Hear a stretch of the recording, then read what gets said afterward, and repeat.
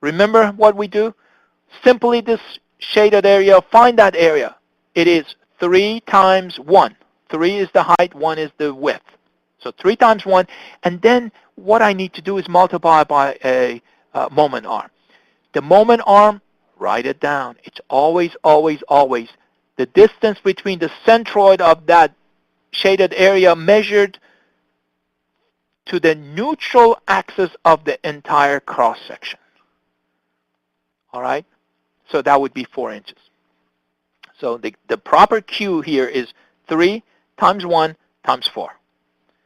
It gives you 12 inches cubed. Let me tell you a common mistake here. In fact, one of the distractors here. The distractor would be calculated. Let me see if I can erase some of this.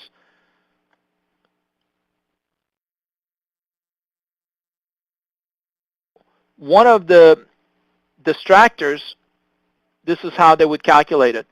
For Q, they would say 3 times 1, but then they would use the moment arm, not 4. 4 is correct, but what would they do is multiply by 1.5. Assuming that you will make that mistake, instead of measuring the distance from the centroid of that shaded area all the way to the neutral axis, which would give you 4, they count on you making a mistake and treating that as the moment arm. That is a very common distractor. So don't do it that way. Does everybody see the difference? Excellent. And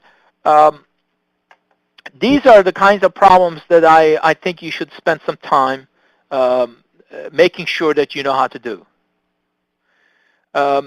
Benjamin says, is it always area above neutral axis? Can it be below? Absolutely, yes. In fact, the Q value, and everybody, I want you to pay attention to this. The Q value, you can use the area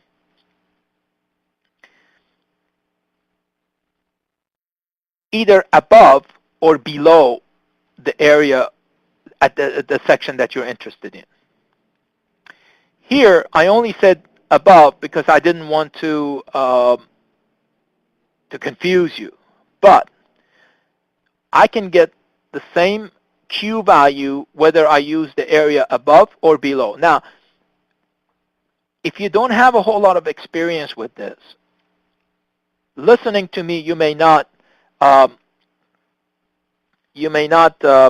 believe me, but you can do this later to prove to yourself.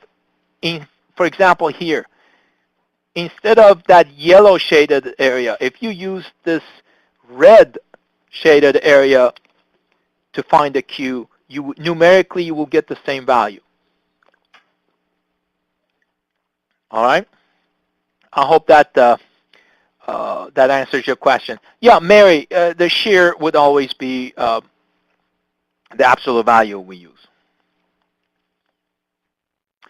Joseph says, with the value Q, if you use the bottom area, yes, if you do it right, then numerically it would be the same.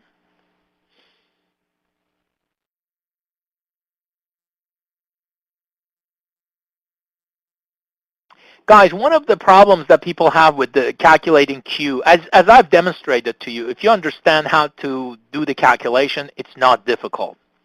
But one reason why people have so much difficulty with Q is because there is no physical meaning to the value of Q. I cannot give you a definition. All right? And a lot of people, they say, well, give me a good example. Tell me what it means. Well, I cannot, because there is no definition I can give you. But as I have demonstrated, just follow the calculations, and it's not that difficult. If you have any, again, my recommendation to all of you is to please take the time to do example problems for this shear bending stress that I just covered, and previously bending stress MC over I, and also the equation VQ over IB. Do several problems like this. These are common problems that you might encounter in the morning. All right, here, this is another example for you. The vertical shear force, this is the shear force, is given to be 100 kilonewton. Here, instead of giving you a shear diagram, they tell you what the shear value is, 100 kilonewton. Then they say, please compute the maximum shear stress in bending. All right, what equation do we use?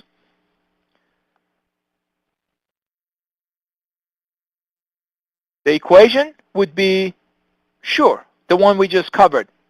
Shear stress in bending, VQ over IB. That is the equation that governs. All right, cool. Here's the equation. I'm on equation 24, slide 24. So shear stress is VQ over IB. If you look at what I've given you, you know the shear force, you know Q. Q you have to calculate. B, we can look at the cross-section. I did not give you the moment of inertia. All right, in this problem number 2, the moment of inertia I did not give you, and you have to calculate it. So here is where I show you how to find the moment of inertia. All right, and I will go through it.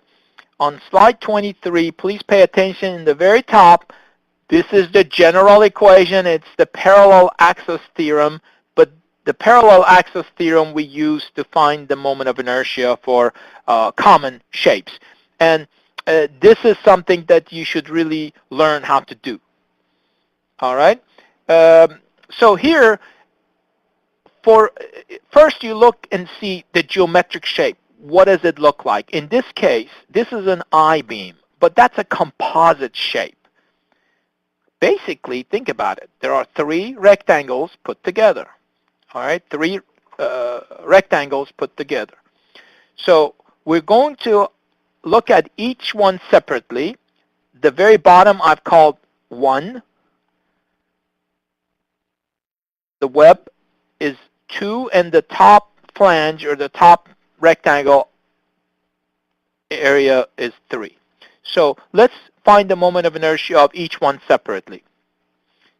I know some of you are very, very good at this, and you do not need me to explain it, but there are some among you that may have not done calculations like this for a long time. So I will take not a whole lot of time, but I will walk you through these calculations to make sure everybody knows how to do it, because as I told you, these are important types of calculations you need to know. All right, so let's start with moment of inertia of segment 1. It's the bottom flange. For a rectangle, the moment of inertia equation is BH cubed over 12. BH cubed over 12, that gives you the moment of inertia about its own centroidal axis. All right, so what we have is, in this case, moment of inertia of area 1 about its own centroidal axis. And you see that red line, let's assume that is the centroidal axis for that bottom flange. All right, so BH cubed over 12. B is 120, so this is why we use 120. H is 20. And don't forget to cube it, please, divided by 12. So that is the moment of inertia about its own centroidal axis, this thing. So we take that, but remember what we're doing. We want to find the moment of inertia about this neutral axis of the entire cross-section. So using the parallel axis theorem, we have to add this AD squared. So what is A? A is simply the area of this segment we've looked at. Very simply, 120 times 20. It's a rectangle. All right? What about D? D in this equation is the distance between the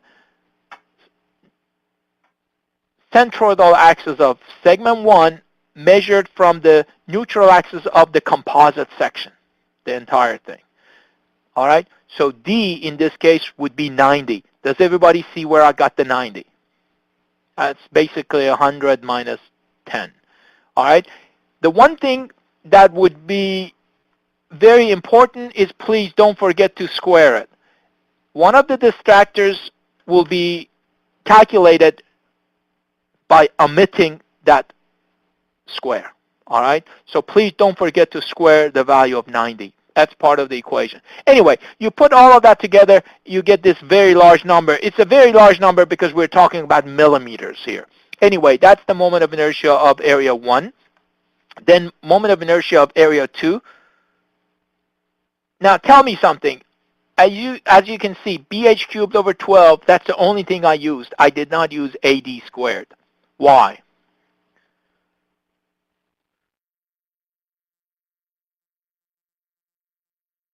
Okay, Amanda says because the centroid of segment 2 is exactly the same place as the neutral axis of the composite section.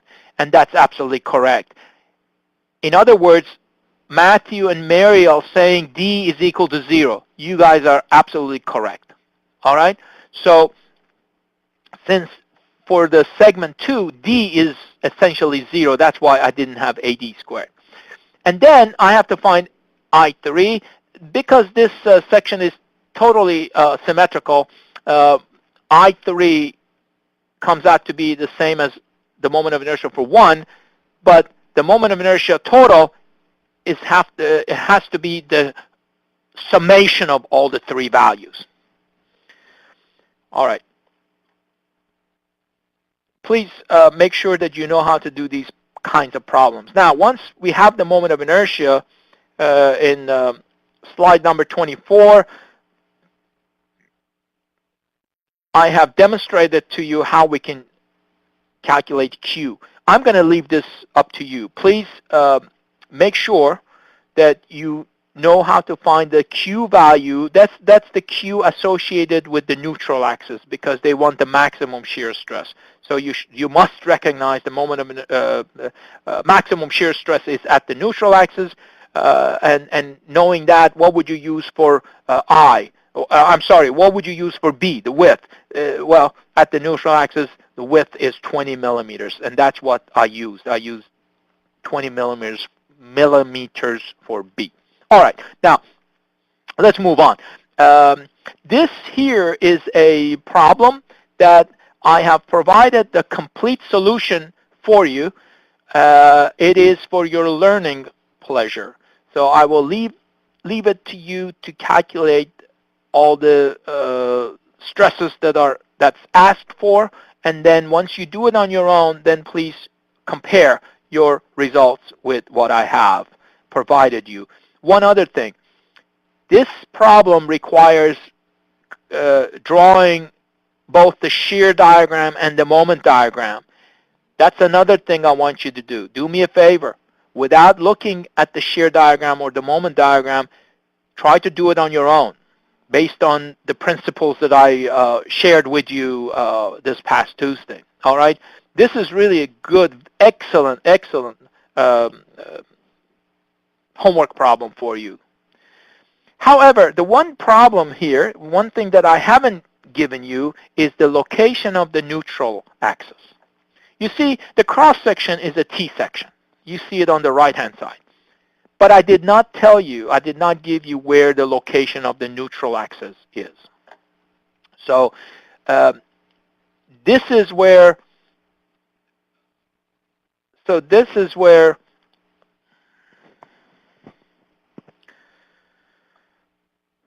some of you are making comments about the audio. I'm not doing anything differently. So if there is a problem, let me know. But I'm not doing anything differently with the audio. So anyway, the one thing that I want to go over is to show you how to locate the neutral axis for a simple case like this, simple cross-section. And I have demonstrated that to you here on slide 28. All right, slide 28. Some of you, hopefully many of you, are very comfortable finding this distance, locating the neutral